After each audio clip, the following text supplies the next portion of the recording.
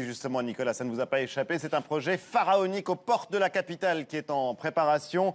Europa City, gigantesque complexe entièrement dédié au shopping et aux loisirs. Mais ça se passe sur des terres agricoles, à la clé des emplois, mais aussi une folie de béton qui ne plaît vraiment pas à tout le monde. C'est un reportage d'Élise Baudouin et Pierre Tremblay. Ce sont des terres réputées pour leur fertilité. À 15 km au nord de Paris, coincés entre l'aéroport de Roissy et celui du Bourget, les champs du triangle de Gonesse. La famille de Dominique Play en cultive une partie depuis près de 100 ans. C'est une des meilleures terres de la région. Elle conserve l'eau et après elle la redonne au maïs et on n'a pas besoin d'arroser. Ici pousse du maïs, du blé, du colza, mais sans doute plus pour très longtemps. À l'horizon 2020, à la place de ces champs, voilà ce que prévoit le Grand Paris. Europa City, un complexe de 80 hectares avec galeries marchandes, restaurants, salles de spectacle, chambres d'hôtel, mais aussi un parc aquatique et une piste de ski artificielle. Pour moi, c'est un désastre. Dominique Play et son fils risquent d'être expropriés d'un quart de leur terre. Vous vous rendez compte, la terre, elle a mis des milliers d'années à devenir comme elle est et en un an ou deux, ça va être bétonné et puis c'est fini. Puis après, on ne peut plus revenir en arrière. Dans le coin, la contestation commence à s'organiser. Ah, Alain, salut. En première ligne, Alain l'Ennuyeux, président du collectif pour le triangle de Gonesse. Là-bas, vous avez un centre commercial, 200 boutiques.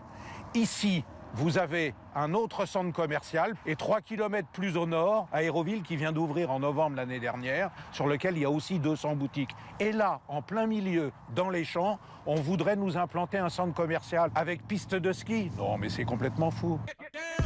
Le promoteur du projet, c'est Imochamp, la filiale immobilière du groupe Auchan. Leur parade, côté com, ça donne ça. Ce n'est ni de près ni de loin, quelle qu'en soit la taille, un centre commercial. On viendra ici pour l'offre en termes de loisirs. L'ambition, c'est de créer un parc à thème tel qu'il n'en existe pas en Ile-de-France, un parc aquatique ouvert, une grande halle d'exposition, une salle circulaire permettant d'accueillir en résidence une troupe de cirque contemporain. Nous inventons un projet qui n'existe pas et qui est sans équivalent dans le monde. Pour les représentants associatifs opposés au projet, c'est justement ça le problème, la folie des grandeurs. Mardi, ils faisaient le point sur la mobilisation. Manifestement, l'attitude de la préfecture montre qu'on va tout laisser passer jusqu'à ce que ça pète. Je serais pour interpeller maintenant les élus presque nominativement, mais il faut leur rentrer dedans, c'est mon point de vue. Pour le moment, vous n'avez pas le sentiment d'être soutenu par les élus ? Ah, pas du tout. Les élus, finalement, quand on discute un petit peu avec eux, ils sont pas très convaincus qu'il faut faire Europa City. Et quand il y a un vote, ils votent tous pour. Si la majorité des élus locaux applaudit le projet, c'est parce qu'il y aurait 12 000 emplois à la clé. Tu vas bien et toi? Pour lutter, les opposants peuvent tout de même compter sur les élus du Front de gauche et d'Europe Écologie Les Verts qui dénoncent le manque de concertation. Un grand débat démocratique a pourtant été promis pour 2015, une future mascarade selon eux. La maquette est prête, le schéma financier est prêt, ils vont tout décider, ils vont tout prévoir et à la fin, ils vont mettre 150 personnes dans une salle et le lendemain, ils feront des communiqués de presse en disant la concertation a eu lieu.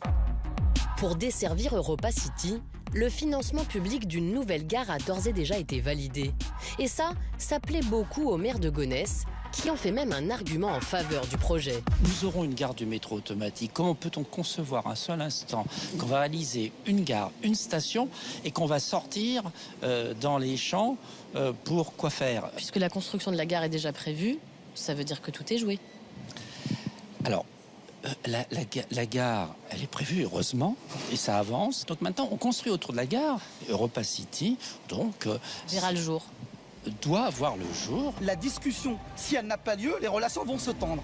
Et qu'est-ce qu'ils attendent des pouvoirs publics? Que les associations, les citoyens décident de venir occuper le site? Est-ce qu'il y a à nouveau un drame humain? Europa City pourra-t-il se passer d'une vraie concertation? Les exemples de Notre-Dame-des-Landes et du barrage de Sivins ne sont désormais pas bien loin.